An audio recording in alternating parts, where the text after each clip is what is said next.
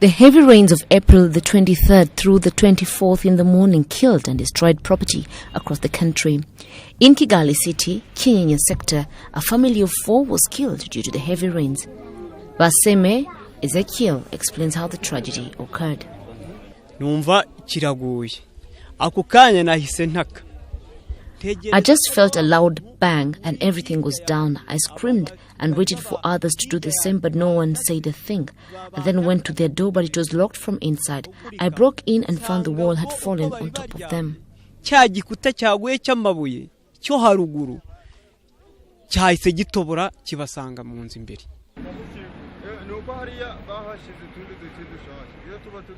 In Nyanchonga, Jabana sector, 2 men died when a wall in the house they lived in fell on them.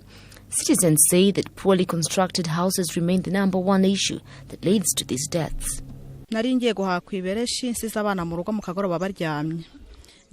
There was a time I'd gone to the market and left my children sleeping. Someone called me and said that the wall had collapsed on my children, but I was lucky that they heard the wall break and they rushed out. They are safe and alive.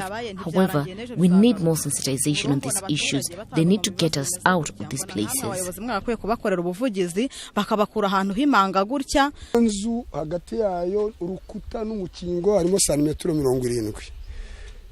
This house is just 70 centimeters from this water trench. The walls are weak due to the construction materials. The wall got wet and it fell on the occupants. We got there, but there were no more. The Minister of Disaster Management and Refugee Affairs condoled with the families of those who had lost their lives and urged them, however, to move from the disaster-prone areas.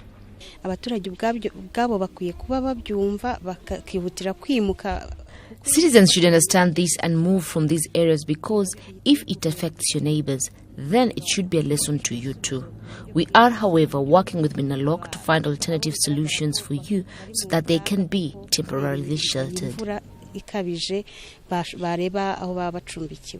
Statistics from the ministry indicate that last night's heavy rains left at least 19 people dead in Gasabo district, 7 in Rulindo district and 3 in Gatsibo district, while 7 people were reportedly injured.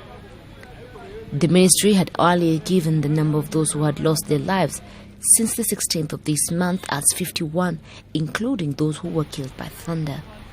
By the time we went to press, the ministry explained that more assessment is undergoing to know the value of what was lost and that it was caused by the heavy rains.